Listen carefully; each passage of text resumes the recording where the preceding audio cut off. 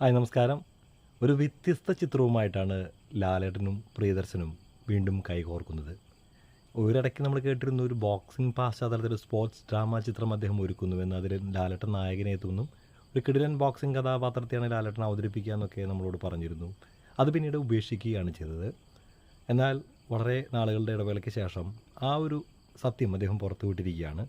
ലാലേട്ടൻ തന്നെയായിരിക്കും തൻ്റെ ആദ്യ ചിത്രത്തിലെ നായകനും അതുപോലെ തന്നെ അദ്ദേഹം തന്നെയായിരിക്കും തൻ്റെ 100ാമത്തെ ചിത്രത്തിലെ നായകനും.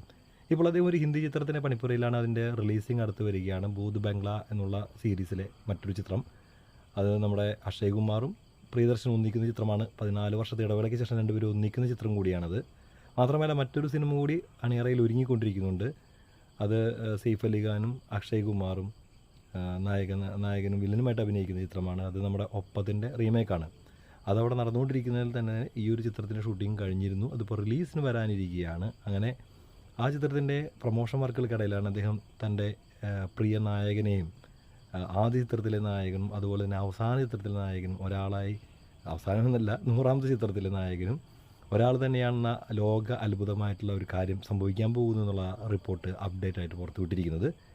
ആ ചിത്രത്തിൻ്റെ വ്യത്യസ്തത എന്ന് വെച്ചാൽ ആ ചിത്രം ഒരിക്കലും ഒരു കോമഡി ജോണറിലായിരിക്കില്ല. നമുക്കറിയാം നമ്മുടെ ഈ ഒരു കോംബോ ഒന്നിക്കുമ്പോൾ നമ്മൾ പ്രതീക്ഷിക്കുക ഒരു കിടിലൻ കോമഡി എൻ്റർടൈനർ തന്നെയായിരിക്കും. പക്ഷേ പതിവിന് വ്യത്യസ്തമായിട്ട് ഇത്തവണ ഇരുവരും ഒന്നിക്കുന്നത് ഒരു മ്യൂസിക്കൽ സ്റ്റോറിക്ക് വേണ്ടിയിട്ടാണ്. ഒരു കിടിലൻ ലവ് സ്റ്റോറി ആവാൻ സാധ്യതയുണ്ട്. മ്യൂസിക്കിന് പ്രാധാന്യമുള്ള ഒരു സീരിയസ് ആയിട്ടുള്ള ഒരു കഥ പറയുന്ന ഒരു സിനിമയായിരിക്കും അതെന്നാണ് പറഞ്ഞു വയ്ക്കുന്നത്. ഏതായാലും ഒരുപാട് നല്ല സിനിമകൾ നമ്മുടെ മുമ്പിലേക്ക് സമർപ്പിച്ച കോംബോയാണിത്. ഒരുപാട് കിടിലൻ കോമഡി എൻ്റർടൈനറുകൾ നമുക്ക് വേണ്ടി സമ്മാനിച്ച കൂട്ടുകെട്ടാണിത്. ഈ കൂട്ടുകെട്ടിൽ നിന്ന് നമ്മൾ പ്രതീക്ഷിക്കുന്നതിൻ്റെ തലത്തിന് അപ്പുറത്തേക്കുള്ളൊരു സിനിമയാണ് അവർ തരാനിരിക്കുന്നത്. അതും 100ാമത്തെ ചിത്രമായിട്ട് ഇരുവരും ഒന്നിക്കുമ്പോൾ അത് അടുത്ത വർഷമോ മറ്റോ ഉണ്ടാകാൻ സാധ്യത എന്നാണ് പറയുന്നത്.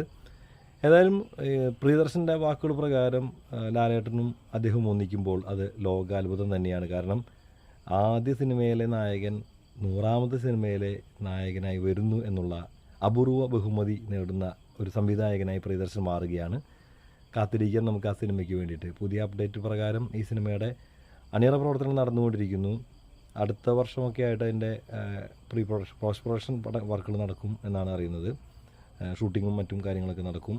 2027 28 ചിത്രത്തിൻ്റെ റിലീസും ഉണ്ടാവുമെന്നും പറയുന്നു. ഏതായാലും ലാലേട്ടനും പ്രിയദർശനും ഒരുമിക്കാൻ ആഗ്രഹിച്ച് നിൽക്കുകയാണ് നമ്മളെല്ലാം. അത്രയ്ക്ക് മനോഹരമായിട്ടുള്ള സിനിമകളാണ് നമുക്ക് അവർ സമ്മാനിച്ചിട്ടുള്ളത്.